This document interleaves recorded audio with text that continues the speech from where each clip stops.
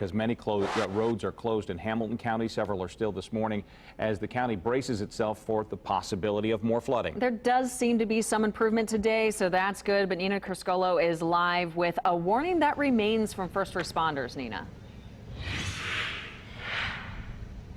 Absolutely. We just heard Tara talking about a flash flood watch, so we do need to be ready for that, even if conditions do seem to improve. As you mentioned, Drew, we are on Promise Road just south of 186th Street. You can see the barrier there, both ends of this road all the way down to 181st Street. Say this road is closed. We have gone down it, though. No water over the roadway right now. But as you can see, check out this yard here and just how high the water is. I'm not going to take a chance and step down there, but it wouldn't take much water for rain to fall, rather, for this water to come sweeping back up across this road once again. So you need to be ready for that today. We don't want a repeat of what we saw yesterday in Hamilton County. Let me show you some of this video.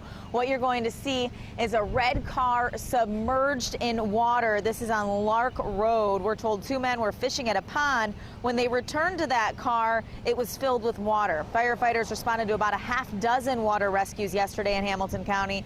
They want to remind everyone it's not always a slow, steady rise of the water levels. It can really happen quickly, and that's when dangerous situations occur. You know, it's not even just the rivers, it's the bodies of waters, it's small culverts that normally won't be a problem, your kids playing a little creek in your backyard. We want to warn you, as this rain comes in, there's just so much of it lately. We want to make sure that those kids are out of those areas and safe, because that water is strong enough to move a car, so you don't want to take that chance with your family.